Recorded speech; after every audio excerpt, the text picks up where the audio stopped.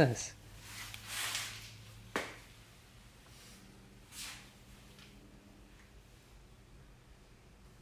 Man.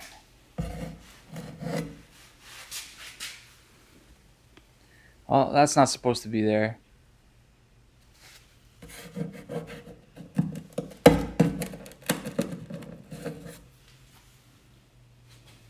Anyways, I was going to say something else, but that just completely threw me off.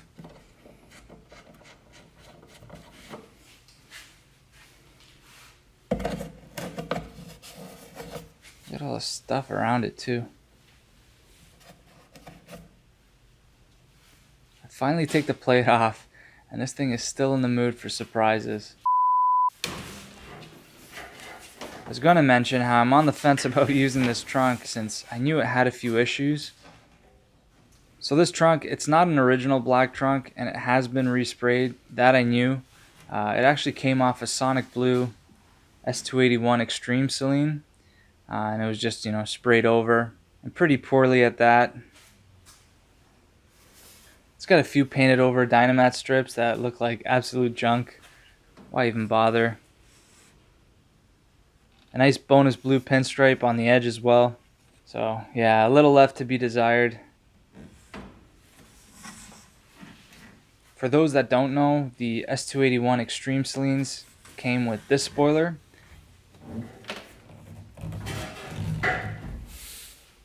And the center exhaust Saleen bumper option that this car also has. I personally really like that look, and I was really happy that the car had the aero changed over to the S281 Extreme stuff. It's definitely more rare to see around. I mean, from the outside, the trunk's in really good shape, and the spoiler's already mounted, so it might be worth keeping. Other than that new hole I found, all in all, it's pretty good. I'm sure I could clean up and paint the inside up a lot better. Still have time to decide on that, but either way, it's getting removed today since the inside of the car is finally getting painted, and I need it out of the way. The other thing I was going to say at the beginning of this clip, before I was gifted a new hole in the trunk, was that I should have removed that old Saleen plate a long time ago. For those that don't know, Saleen was a car I followed on Instagram back in the day, and I actually ended up buying it pretty much sight unseen, other than a few pics. In short order, I found myself driving down 18 hours one way with some buddies to get it, and yeah, the rest is history, I guess.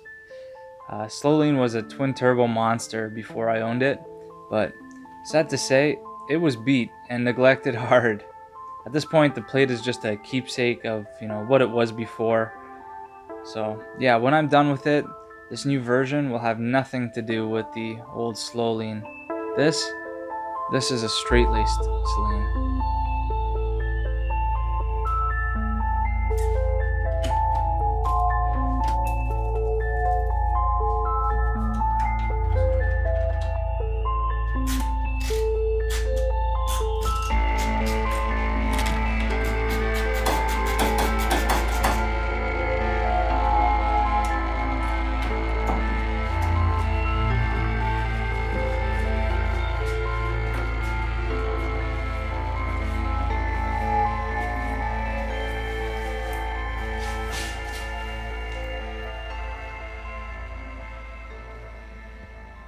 Alright, so next I also need to get both the doors off. It should be pretty easy. You've got a bracket here and a bracket here holding the door in place. You also have door wiring here, so you need to make sure you pop that out of the chassis so it doesn't get snagged when you're taking off the door. You have 2 bolts going to the chassis and 2 bolts going to the door, which is what I'll be removing for now. Just the door bolts.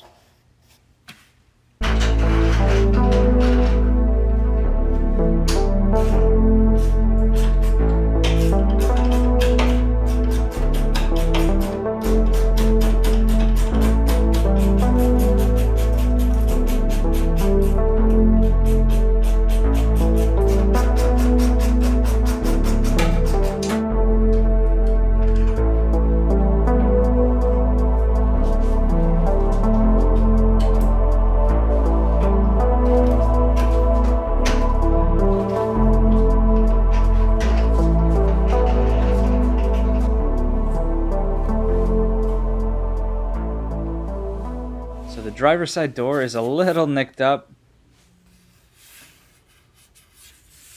You wonder how stuff like this happens. How does it get a dent in this spot? But the seller did tell me the car had its door swung open, and while it was moving backwards between a two-post lift, it caught the edge of the door on the post, leaving this nice souvenir.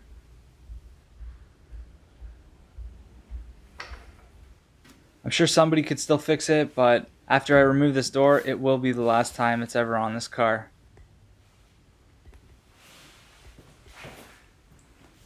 Luckily for me, I already have a replacement.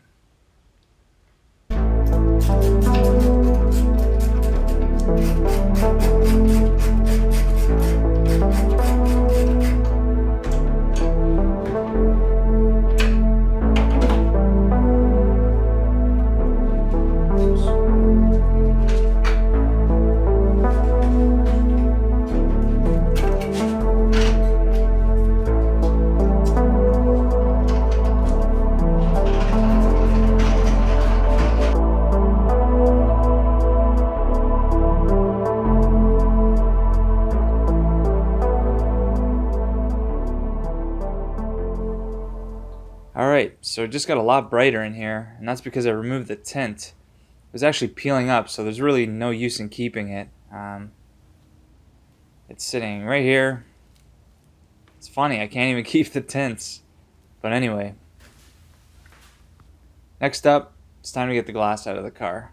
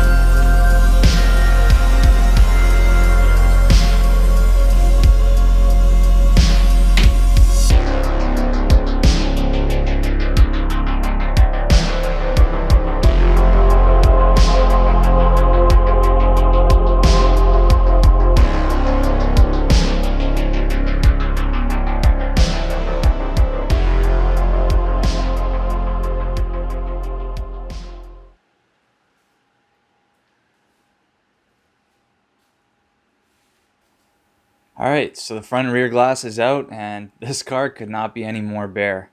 I don't think there's a single bolt left on this shell, but I got the underside fully restored and it's looking really good, and now it's time to do the same for the inside.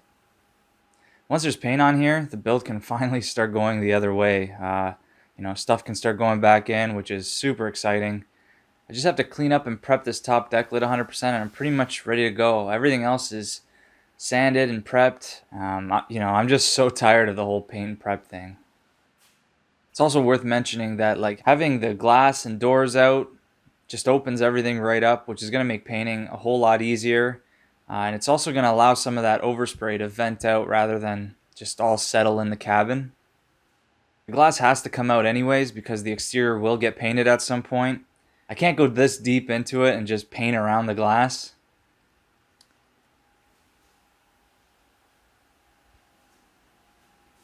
It just won't look good, especially from the outside. This far in already, it's just worth to go the extra mile. Remove the glass and you have a seamless paint job. Everything has 100% paint coverage, and there's no cheap looking tape lines or overspray on any trim or moldings. With the glass out, it'll also have epoxy primer underneath the windshield urethane, so that'll give it maximum protection from the elements, and it'll be done properly.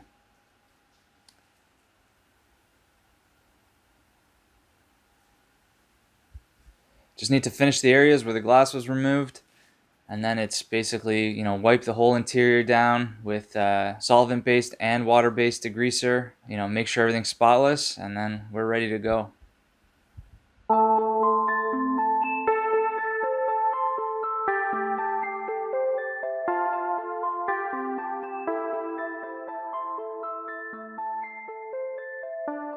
Alright, so it's finally time to get some paint on the inside of this car. I finally got my hands on the SPI epoxy in a black finish. I had a hell of a time getting this stuff. A local supplier used to be one of the few places that actually carried it, and when they couldn't get it in stock, it just kind of sent me in a scramble to find it elsewhere. But there's a reason why I really want to use this stuff in particular. From what I've used and seen in the past, the finish and toughness of this epoxy is just so superior to any other epoxy primer I've used. If you saw my previous videos, I used the SPI epoxy in gray on the underside of the car, and when I saw just how nice the finish was, it was hard to believe it was just epoxy primer. It's honestly tough as nails and has this semi to moderate gloss finish to it that just makes it look and feel like quality. The best part is, this is the only coating I will need to finish the inside, rather than using a primer, base coat, clear coat. With this stuff, it's just not necessary. I'm not a professional painter at all, but I really like the idea of doing a true single stage coating rather than a 3-stage process like a primer, base coat, and clear coat. The only downside to the epoxy is that it has no UV protection properties, so it won't work on its own as an exterior coating, but since I'm doing the inside and putting all the interior panels back in the car along with the sound deadening, it's fair game for the interior. And when all is said and done, it should come out as a super nice semi-gloss chassis black finish.